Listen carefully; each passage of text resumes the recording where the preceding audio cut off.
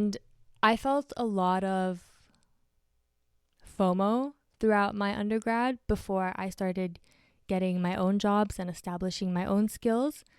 And the best advice I got is don't take advice from people whose paths you don't want to follow, because I was in my first year and I was taking advice from people who had gone into accounting and, worked these big 4 accounting firms. And looking back, I don't understand why I put so much value into their advice for a career that I had never really wanted. Welcome on Tout commence ici. First episode, we have Sarah as a guest today. Thank you, Sarah, for coming today. Thank you for having me. I'm happy to be here. I'm so pumped to have you today. There's a lot of interesting subjects we're going to talk about today. And actually, one of the things I would love is for you to start to introduce yourself, maybe. That would be great to have a bit more background about you. Okay, yeah. I didn't plan on an introduction. Should have. So my name is Sarah. I'm currently 2.5 years into my career as a software developer. And before that, I did an undergraduate degree at McGill University, and I did a major in math. I did a minor in computer science, and I also did a minor in business management. I was really interested in the applications of math, which is why I took a software development route and also the finance route. Nice, interesting. I would be curious, before we dive into universities and stuff, could you share a little bit more about how was school for you before universities? Did you do any special courses in math, computer science before moving to computer science, or? So in high school and cégep? Yeah, for example, yeah. So I'd say the high school that I went to had advanced math. So I think that really put me on the path to excelling in the subject. And then when I hit cégep, I was able to get higher grades in my calculus courses because of my experience in high school. And then in cégep, I genuinely loved math. It was what I spent the most time doing out of all my courses in cégep. And that's how I knew to pull the trigger on doing a math degree. Nice, interesting. How was math different when you at university compared to cégep, for example?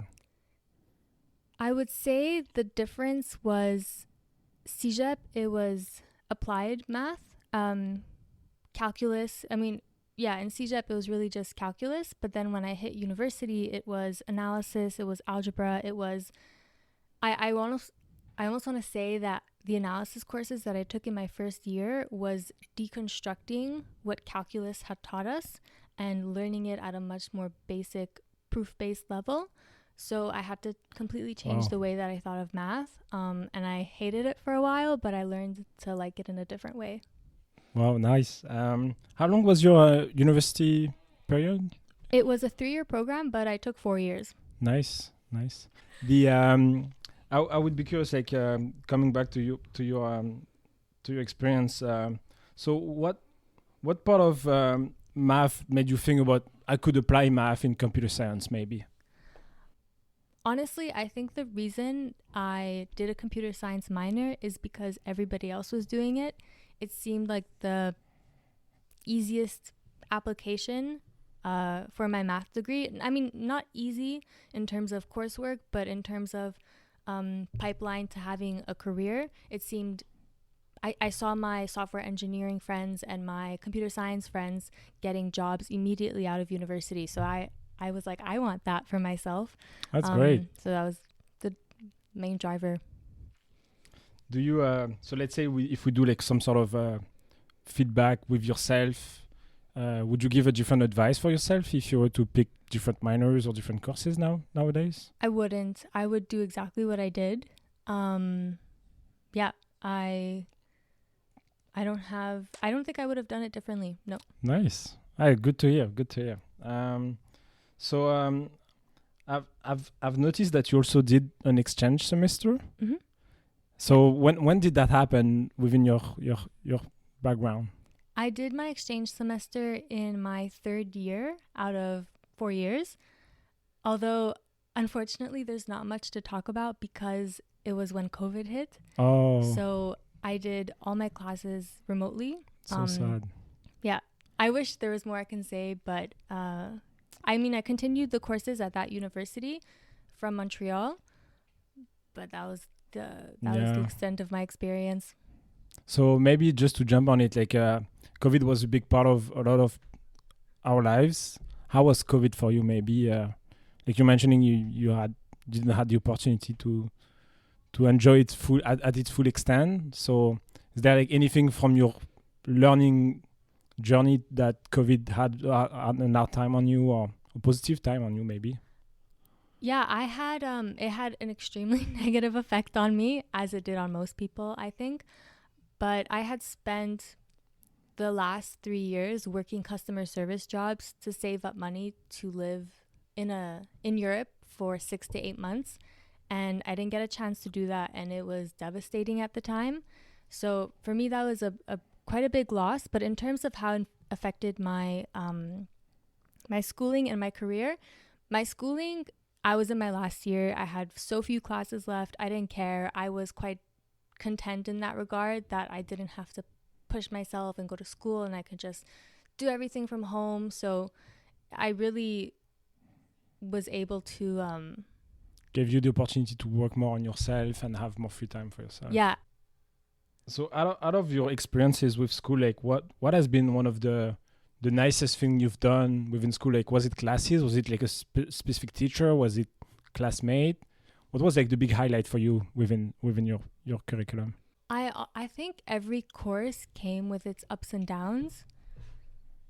I don't think I can choose a specific one, but the highlight of my university in terms of from an academic perspective, it was the diversity that I got across all my classes, because I decided to pick classes from the business school, from the math department, from computer science, and they are all incredibly different departments in terms of the people you'll meet, the types of internships these individuals do. The math department was very research focused, very academic, whereas the business classes, people were going into their internships right away and learning very applied topics. Same thing for computer science. So I just got to witness just a bunch of different pipelines that are possible at university. That's good. I love that about you, like the fact that you did so many different things, and I think that it ties up to your great personality and who, like, the beautiful person you've become, or at least the person I've witnessed like growing over the years. So I love, like, maybe I would love to discuss how would you have you covered it a bit, but like, let's say if we focus on computer science, like, would you have done things differently in a way? Like, do you feel the time you spend in computer science, you could have done more on that specific angle compared to maybe diversifying the knowledge, or maybe the knowledge you acquired over the different courses tied back the learnings or the growth you had in computer science specifically? Definitely. So the fact that I ended up working in software development, I was at a disadvantage because I had diversified myself. At a certain point, I was in my 3rd year and I didn't have any internships. In my 3rd year, I was academically at the same level as a 2nd year computer science. And so I wasn't seeing as many opportunities as my peers who were at the same level. So, and I don't have any regrets, because at the time I didn't really know what I wanted. But for anybody who does know that they want a career in computer science and software development, work towards that early on. Do you feel that maybe, I'm thinking about myself, like if I go back to my personal experience, I've done full extent on computer science, so I haven't had the opportunity to try different things, and I don't regret it, but at the same time, like nowadays with more experience, more time, like I'm learning the other aspect of life and some other topics that interest me nowadays. So, I kind of catch back on those courses I didn't took, or those opportunities I didn't take. So do you feel like those extra different curriculum experiences you had is going to tie us back in the future where you already had experiences with something others didn't have?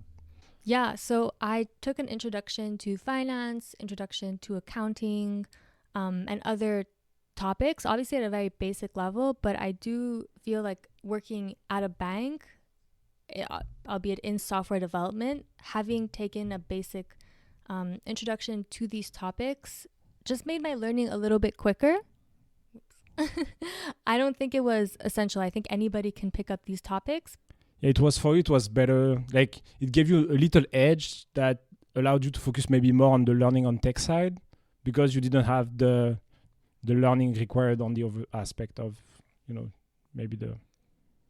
Yeah, I think that's true. I definitely think that I was able to focus on tech a bit more in my job because I, wasn't catching up to learn about what a security was and, its role in the financial market or, things about the stock exchange. So, nice. Yeah. That's good. Do you feel as well like all of you've learned, like apart from like life of, from a working perspective, do you feel like finance courses help you in your personal life as well, maybe? I do not. I don't think the corporate finance classes I took help at all in terms of my personal finance. I think they're very different for sure. Maybe was a bit helpful was when we had to choose the mutual funds that go in our RSP accounts.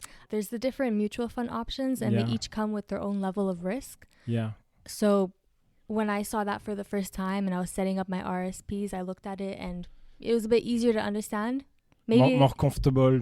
I was more comfortable. Picking a decision maybe. Yeah, for sure. So in terms of going to universities, like one of the big aspects of university is finding an internship. Mm-hmm. And you mentioned like you had it in your third year, if I'm not mistaken. Yeah. So how was that experience for you? Like what is required from you from that perspective? Like, is there a mandatory internship at something you need to do? And how were you able to find yours? So, being in the math department for my major, I didn't have access to all the things that software engineers had access to. Well, software engineering students, computer science students. So I had to definitely work harder in terms of applications. Yeah, honestly, that's something like I want to jump on. Like honestly, I feel like there's we have this idea of people, and I'm not just talking about like myself included. Like we have this idea of people that they need to be the top 1% all the time to make out, in your life, your career, everything. Mm-hmm. And I feel like it puts so much pressure on our shoulders. Like the concept of being a top 1%, that means there is another 99% of other people that are not the 1%. And like life is not just about 1% people. So I really want to jump back on what you said because I feel like we are in a society where if we don't fit the criteria or we are outliers, we are not even looked at in terms of opportunities where we should, in my opinion. Mm-hmm. Yeah, definitely. I think my resume got passed over so many times because I had customer service experience and computer science wasn't even one of the first keywords that somebody would see looking at my resume. And I kept applying. I applied to public sector jobs. I applied to private. And ultimately, I had the most success in the public sector. I do feel like it's a great opportunity for students who are just trying to get their foot in the door. Oh, that's great. Yeah. Honestly, that's great. I noticed they also they extended you part-time opportunities after that. Mm-hmm. The public sector, so the federal government of Canada, they are, so from my experience and from what I've heard from friends, is they're so flexible when it comes to students. Nice. If you can get an internship, in most cases, I've seen people continue part-time for a year, 2 years throughout their undergrad or their master's degree. And there were so many times where I spoke to my manager at the time and I said, I have exams, I'm in exam season, I'm extremely stressed right now. Is it possible I can take time off work? And he said, yeah, absolutely. Just, you don't have to come into work this week. Or I reduced my hours to even 7 hours a week, which I think is very hard to come by in private sector jobs or even customer service jobs. In my experience, you had to work at least 10 to 15 hours as a student. 7 hours was unheard of. So you were able to fluctuate based on your needs outside of work. So honestly, that's great. Like it's a good perks, and I I think especially nowadays, like it's something everyone is looking for, like flexibility. Yeah. More than not necessarily like low hours, but flexibility when it comes to that. And then at times, so when I had started my exchange, because the semester in Italy starts a month later, I had a month off. And so I was able to work full time at my job. Yep. Flexibility. Yeah. That's great. So I would be curious, like what was your onboarding like? For example, like when we expect an internship that, you mentioned that you had to work extra to get the opportunity in the first place. Mm-hmm. And I feel it's going to resonate a lot with a lot of people. Like sometimes you don't have the opportunity. Well, you have to work harder to get it. Like it's not a do, it's not given. So I appreciate you sharing that you had to do the extra mile to get it. And once we find an opportunity, like what's the next step? Like you start your first day. How was it for you? I think onboarding is a very tedious process for myself and most people. It's a lot of reading documentation. It's a lot of, do I reach out to this person and bother them and, have my problem solved? But then this is a full-timer who, is doing actual important work. So can I bug them with my, internship questions? And, so at the beginning, I would say that period lasts a month in an internship, which is a long time when you're experiencing it for the first time. But I think after I've worked in 3 different teams at this point, and it's just you have to get past that process. It's kind of the growing pains of a new experience. And as somebody who only had a computer science minor, once I got into the job, I felt that they were lenient with me in terms of expectations. And I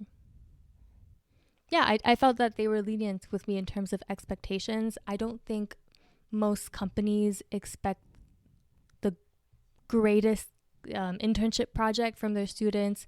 They know that it's a learning experience.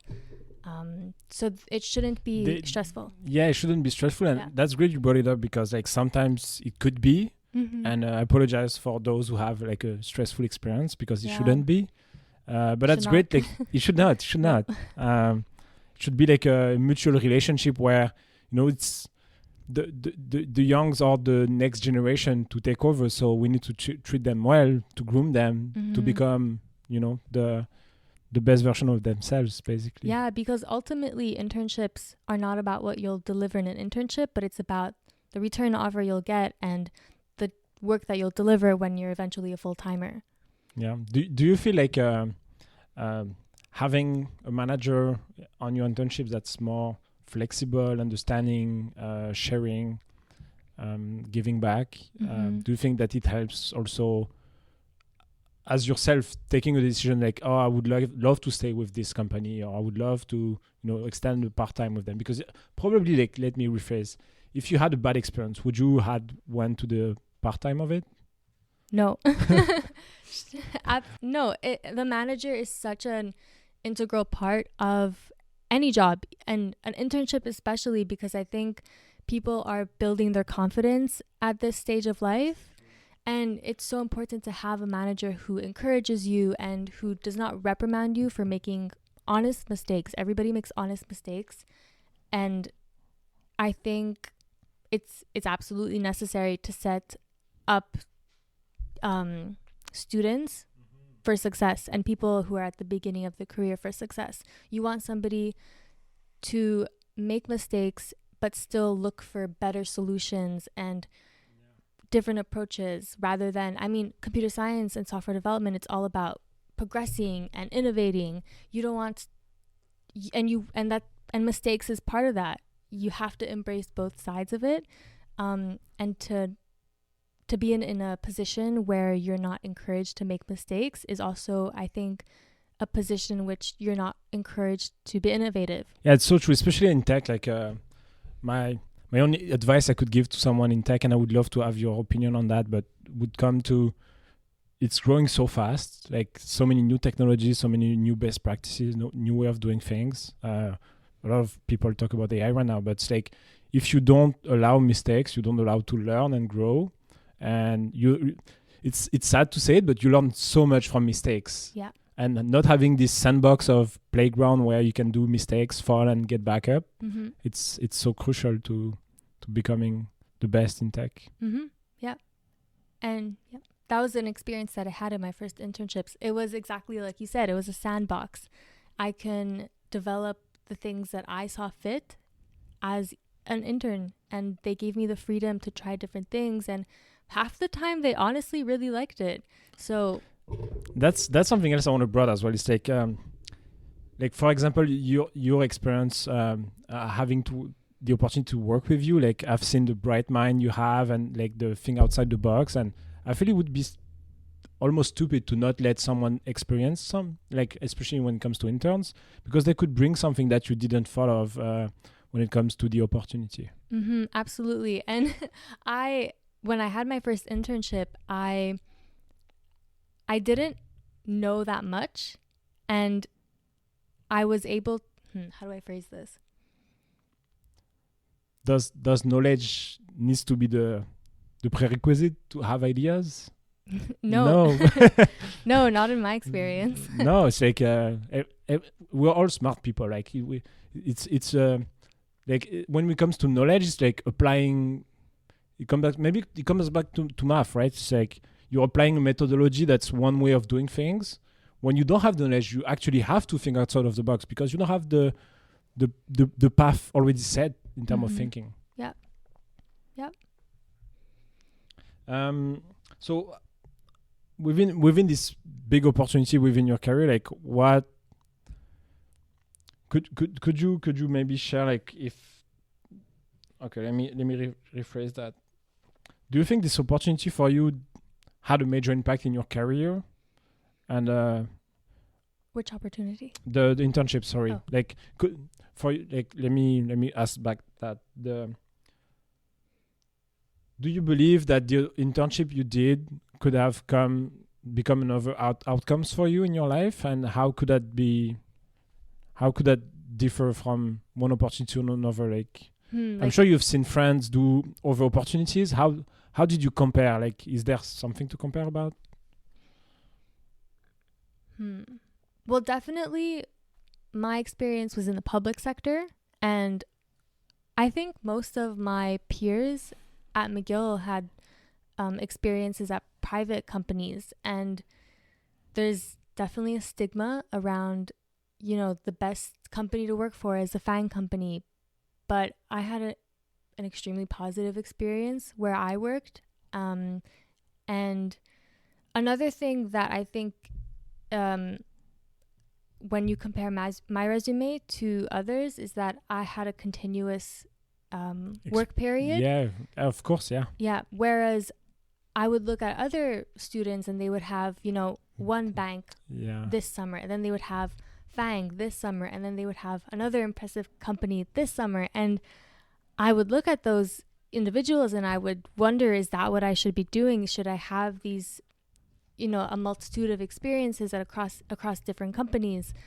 And it made me worry that having one job wasn't the way to go. Yeah, it's so weird because, like, when you think about it, like, as a mentor to other students, I would encourage as much as possible to try different things, especially to find yourself, right? More than, try for the sake of trying. Especially in tech, like, you could work in so many different industries. Like, maybe you love tech, but maybe you don't like it in this specific industry. So I encourage people to do so. But at the same time, like, there is something comforting about having someone who had an extensive amount of experience within the same company. Almost like someone you can trust, reliable. Yeah, it's different resumes. Yeah. Neither is better, neither is worse. Yeah. It's what comes down to you as an individual. First of all, what you can get as a job. Yeah. Because the opportunities are slim. Yeah. But maybe don't say that within an interview, like, oh, you're the only opportunity I have. But it's still true, right? Like, opportunities doesn't flow, and especially like I'm touching base with a lot of students, and what I get from students is it's especially like this year it's way more difficult to get opportunities than a couple of years ago. So I feel like it's gonna be a struggle for a lot of people, and I want to have like an encouraging message about don't give up. push harder. Mm-hmm. If you have the opportunity, like do the extra mile when it comes to research. And I feel that's something I love about your personality is like you bring out the best around you. So like having a glowing mind and a glowing aspect like brings a lot of joy. And I feel when it comes to interviewing people, like it's also like matching on a personal level. So even though like on paper, like if the resume is not the perfect one, like there's a lot of room to match with someone. Oh my God, I don't take compliments well. No, but you maybe don't, but you deserve them. So they're truly meant. So wait, I think you had said something that I want to, but I can't remember. So next. Which part? I can't remember. That's okay. Yeah, is there any like key takeaways that like for you? I don't know, like I've asked it at the beginning, but we've covered so many topics that maybe it's gonna bring out different answer now. But if you could go back to your old self, like given beginning of universities or whatnot, if you could give yourself an advice, what would it be? So I was thinking about this because I knew this question was coming. And I felt a lot of FOMO throughout my undergrad before I started getting my own jobs and establishing my own skills. And the best advice I got is don't take advice from people whose paths you don't want to follow. Because I was in my first year and I was taking advice from people who had gone into accounting and worked these big 4 accounting firms. And looking back, I don't understand why I put so much value into their advice for a career that I had never really wanted. And multiply that by individuals I was encountering in the management department and math and then computer science. I feel like I was getting pulled in all kinds of different directions. And yeah, that's so wise. That's so wise. Nice. Yeah, it's like would you have thought about that when you were at this stage? Probably not. No, because I was just trying to learn as much as possible from whoever I could at the time. And looking back, some of those people are just vastly different from me in terms of personality and skill set and what they want for themselves. That it was stress that I brought onto myself that was not necessary, but I don't think I could have avoided it at the time. Right. It's I hope people will resonate with that. It's really difficult, like if I can expand on what you just said, because it's so like there's a lot of crunchy bit into it, and I feel it's great that you get people to give you feedback, but I think the stress of trying to follow someone else's goals, like it's so much stressful. Yeah, that's a good way to put it. Don't follow somebody else's goals. Yeah. Follow yours. Yeah. Yeah. Cool.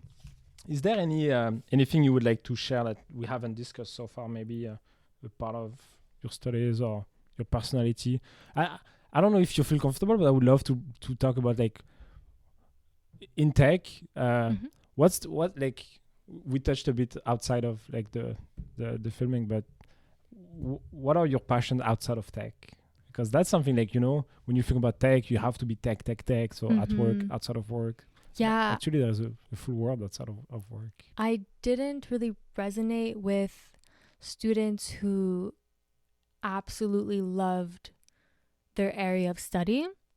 And kudos to those individuals because they're contributing to, innovative research that is going to change our world. But that's just not me. And coming out of university, I realized that I hadn't worked on any of my hobbies for the last 4 years, and I'm someone who leans into the arts more, well, as much as tech, and I realized I hadn't picked up a paintbrush for the last 4 years, so I started retraining that part of me, and it's something that I still work on, and it's also something that I'll likely just keep as something that's enjoyable and not grow it to anything that becomes stressful. I'm not so much about an art person, but I do have a lot of joy about like, you know, pushing the creative side. And you know, when did that come from? Like you mentioned drawing, painting. Is that something that you used to do when you were younger? And I did it all the time. I loved arts and crafts as a kid. I loved art class in high school, but I was better at math, and the pipeline to a stable career was much clearer. Yeah. you get the best of both worlds. Yeah. You get to practice on your hobbies at home. Have Exactly. fun. So the next question I would have is what's coming up next for you? Like is there something that, you know, we mentioned goals, like about don't follow others' goals. Is there like a particular goal, like maybe finding more balance, pursuing your hobbies maybe would be a goal? I recently changed teams at the company that I'm at, and I'm getting to learn a completely new different field. So my career goal is to grow a foundation in something that is still new to me. Yeah, still new. Yeah, that's great. And then personal goals, I just want to enjoy my free time, whether it's my friends, with my friends, whether it's eating out, whether it's enjoying my own company, and, you know, not forgetting to have some fun time. Yeah.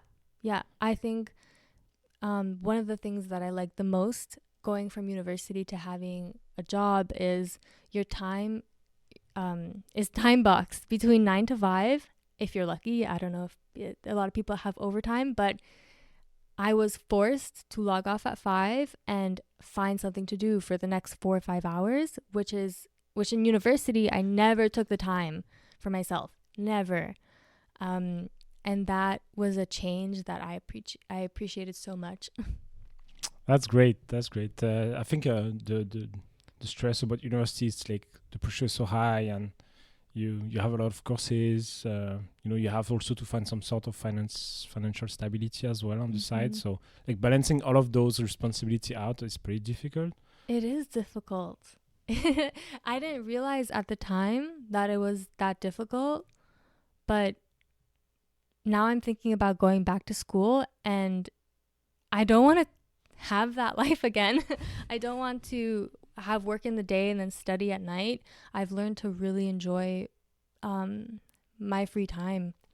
Yeah, it's you know, like if I reflect on my personal life, like I've tried to study a lot of time when I had a job, and it's been hard to like come back to the student side of things. Like it's kind of comfortable also, like to get to work and, you know, have some personal hobbies outside of job.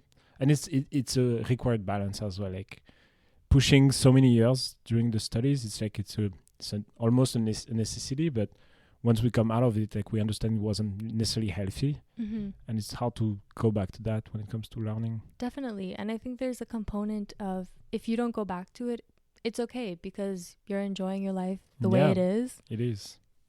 I would if I had to give an advice of someone who, like, not follow my advice, but if I had to give an advice, I would probably say, like, my best years was, especially when I had like a career goal I wanted to pursue. Like, I loved when the team I was part of, or the project I was working on, the technology I was working on, was aligned with those goals. So the learning was within the time box of 9 to 5 instead of had to be outside of the hours. Yeah, that's also, I think, necessary. Is you could it's possible to find yourself in that position where the tech that you're working on in your day job is not the tech that you want to be doing, and then you don't want to spend your free time doing the tech work that you wished you were doing from your 9 to 5. Yeah, so if I had one advice to my old self, like that would be it. Like, you know, we have, especially in tech, like some of the feedback I've got is, tech is like high-paying field, and it could be true. Yep. But, you know, money at the end of the day, like if it supports you into your hobbies and what the life you want for yourself, like money at the end of the day is just money. So like having a 9 to 5 that's not fulfilling just for the sake of like the extra bit that you would get. Like I would, Yeah. like if you have the opportunity to have multiple opportunities at the table, I would pick the one that, in retrospective, would bring the most. Yeah, that's personally also, speaking. I completely agree with that, because I'm sure you've experienced it, but if your 9 to 5 isn't fulfilling something for you, then it's taking away your energy and it's making you so much more exhausted at the end of the day than the job that you would have been happier with. Yeah, I can relate to that. Yep. I can relate to that. Before I close the topic of like learnings, things that, you know, were really positive, things that were less positive, is there like something else, like before I close this chapter, like you would like to talk about? Oh, I don't know. You're leading. I'm leading? Okay, cool. So Tell I me. have the fun section coming up. Oh, actually, if there's anything you want to revisit and we can talk about again. Yeah. If you feel like the answer wasn't. No, it's honestly, I mean, your answers are your answers, and I felt they were true and honest. So I think I've got as deep as I think it was necessary. So it was really perfect. It was really perfect. Yeah, one of the things I wanted to try as well is that's something like we're on the third episode, and I love this fun section where we get to know you a little bit more, and as well as, you know, expanding on, you know, we forget about demystifying the university to work and, you know, all of those serious topics. So yeah, I love this part. Would you consider yourself more introvert or extrovert person? Introvert. Easily. I'm not an extrovert. I feel so exhausted after a social week. Sorry, I'm expanding much more. But no, I mean, you're allowed to expand. I would love for you to expand. So that's it. Yeah, it's so weird because, like, you know, introvert versus extrovert. I'm gonna hijack your question, but like, for example, me personally, you would consider I'm an extrovert, but I think I'm introvert person. You come off so much as an extrovert. Yeah. I wouldn't think that it's draining for you. Do you think it's draining for you? Yeah, like let's say I do like a networking event and, you know, I go out, I get exhausted out of it. But networking events are the worst. Yeah, true, but situations. like going out with friends and like especially when it's crowded, I prefer more quiet, intimate, like, you know, setup. And yeah, actually it drains me. Like, it doesn't. I've seen friends that get pumped about like seeing people. I do get pumped, but at the end of the day, like, I'm exhausted. Yeah. So I don't know. Like I do speak loud and, you know, I take some space, but I think it's could be some, like, if we go to psychology, it could be something to hide my introvert aspect, maybe. Do you think you're extra? Do you still feel as like an introvert when you're in smaller settings, or are those settings still so big settings for you with a lot of people? They're draining. But what about smaller communities and being very social with only a handful of people? Is that still draining for you at the end of the day? Maybe not as much. Okay. Because when it's a smaller settings, what I would do is probably, like, you know, be like, I tend to be more quiet when there is less people. Okay. So you're louder with more people around? Yeah. Oh. It's kind of weird, but I mean, I don't know. Like, it depends, because it's kind of a toolbox, right? Like anyone can be louder, anyone can be quieter. Yeah. Like, you choose to be so, right? Yeah. It's, even though it could be like, you know, a habit of being a certain way, but if I say, like, let's go out and be noisy, like, I could be noisy, you know, like, if you did the challenge, right? Like, if you challenge me, I could be, but yeah, it's like sometimes I like just to be quiet and listen. I prefer that than speaking, but sometimes the blank. Didn't know that. Yeah. Are you a morning bird or night owl? I can. Neither. Neither and both, I think, is the answer to that. Nice. I like waking up at 8 a.m., but I also love staying up until 2 a.m. The only reason I don't is that it's just so bad for your sleep schedule. Are you a sleeper? Like, would you sleep in on the weekends? I love sleeping. Yeah, nice. I love sleeping, but I also So love great. Like, being awake and doing stuff and Ah. getting my day done. And sometimes I just wish the day wasn't about to end so that I could do more stuff. yeah, like the fact that the days are 24 hours, like, could be great to have days that are 26, 27, and others that are like 18, 19. Yeah, maybe. Balance out, you know? Sorry, but yeah. Like some days are longer when you want to feel awake, and some days are shorter when you want to go to sleep. And Yeah, exactly. Especially nowadays, are you more like in-person, hybrid, or remote? Sorry. The cat. Do you want to re-ask that question? Yeah, just for the people who can see, but we do have a cat outside of the setup, so She's so cute. yeah, we should bring the cat next time on the episode. Yeah, we should. We should. I'll bring her right now. Oh, Him. Go ahead. Yeah. I could pick him up? Yeah. Oh my god. Let's. Okay. He's like, what? Yeah, mon chat. Oh là là. Oh my Ouch. gosh. Is he fat? He's a bit fat. Ah. Hey, so tell us about your software developing career. Yeah. Introduce yourself. Yeah. My name is Cupcake. And Okay, I'm a lovely. I can let him go now. Yeah, you can. If you want to stay, you can keep him. Will he stay? Is Yeah. he that kind of cat? Yeah, he is. Yeah. He loves, being. Like hold like this? Yeah. Okay. He looks like he like it. He's purring. He's purring. I mean, it's working. Oh. Okay. Look at you. Sorry, so the question was, are you more in-person, hybrid, or remote person? Hybrid. But hybrid, I think my perfect balance is 2 days a week. Yeah. 2 days a week, where? Oh, in office. Sorry. Yeah. I like majority of the time spent at home. All right. You want to go. It's okay. I'm not holding you well. Does he want to go? Maybe he just wants me to hold him differently. Yeah, maybe. Okay. He's like, he loves it. He's purring, but sometimes like he's looking outside. He's like, should I want to stay? Am I good? Yeah. Yeah, you're good. You like it. I think he likes it. So yeah, 2 days a week in office. That gives you the most flexibility and balances out for you. Yeah. 3 days a week. I feel tired. I feel like it's draining.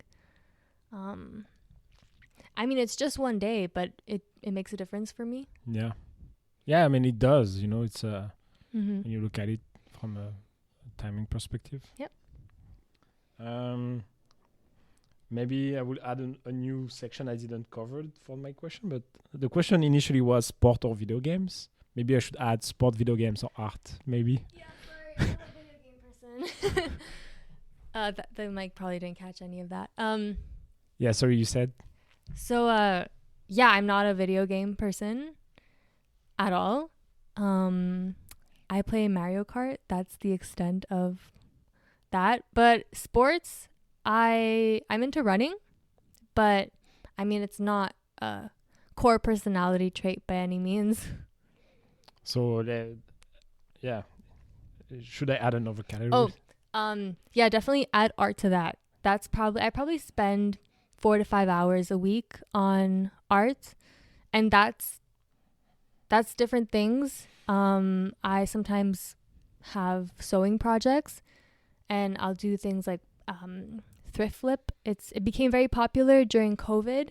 What's this? It's a TikTok trend where you buy clothes at the thrift store. They might not fit you very well, but they are good enough to transform into another piece of clothing. Nice. So a pair of pants or a skirt that's too big, hemming it, taking it in, turning a dress into a top, things like that.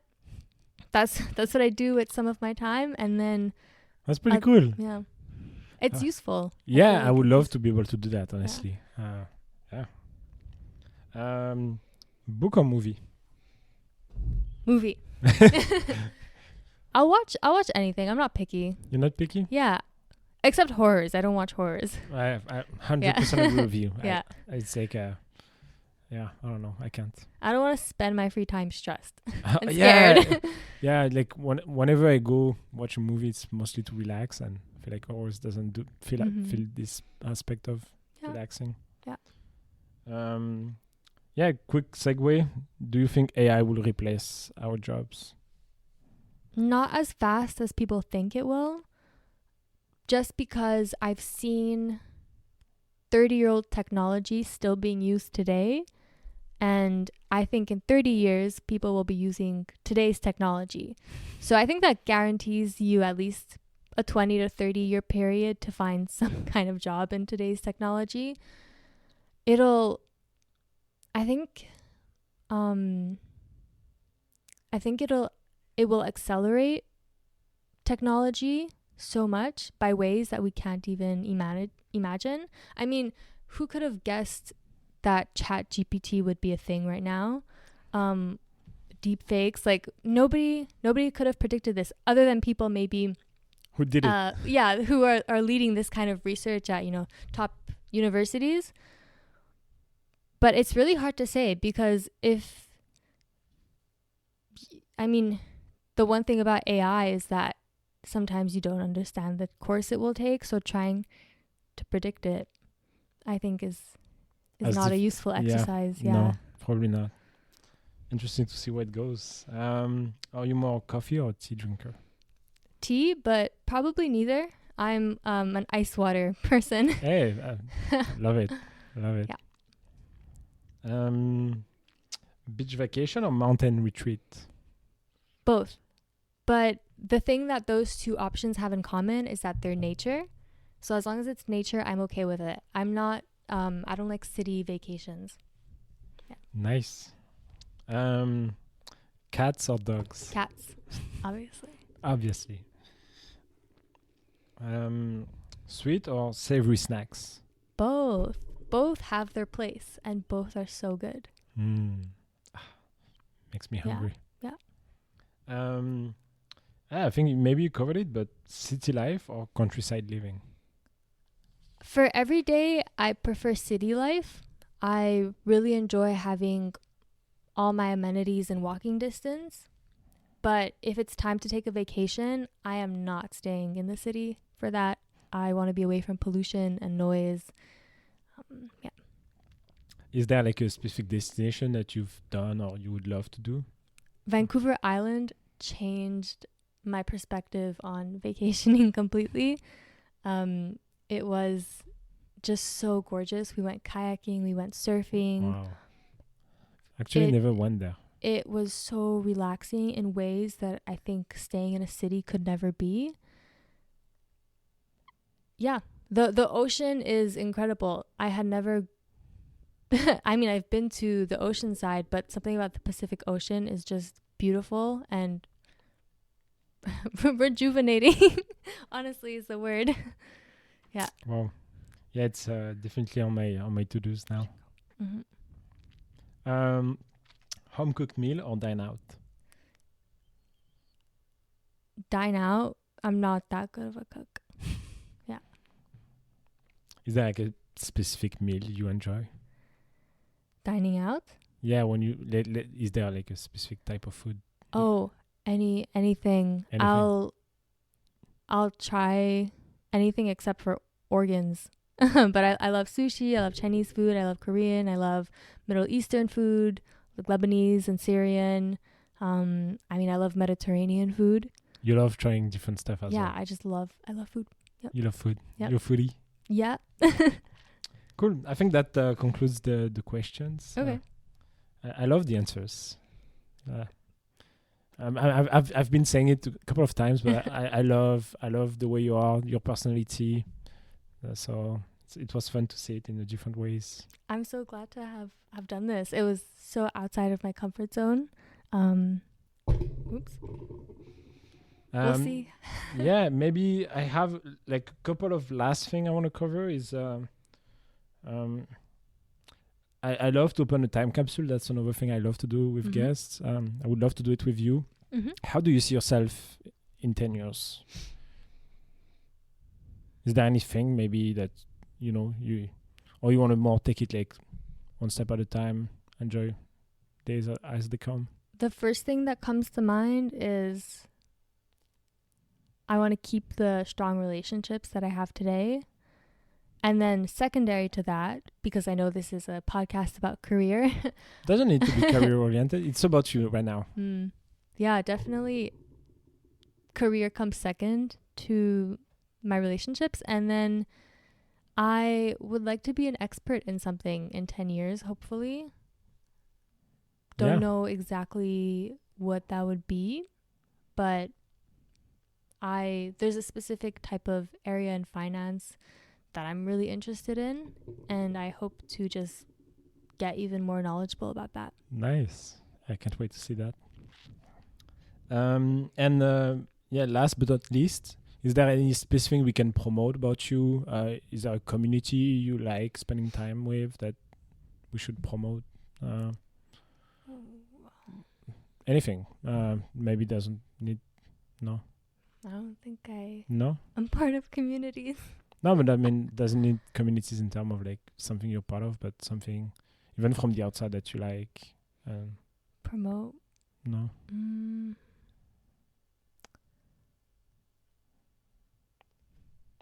I don't know. I encourage...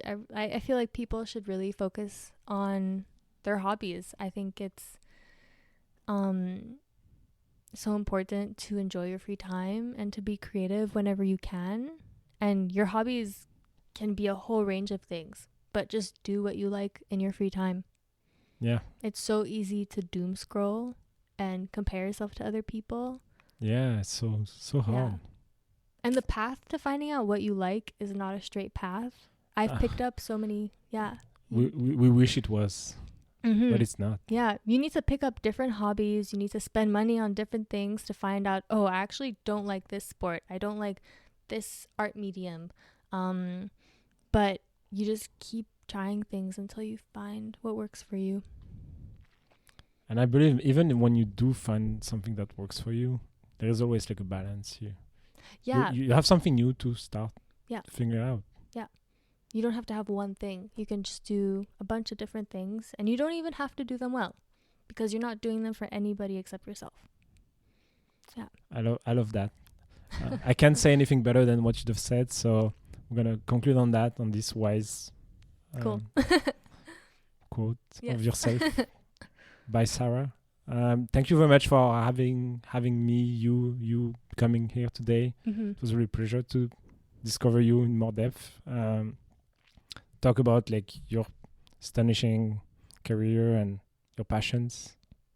Thank you for being you. Yeah, thank you for having me on and making me do something that is so outside my comfort zone, but I don't think I would have had this opportunity anywhere else.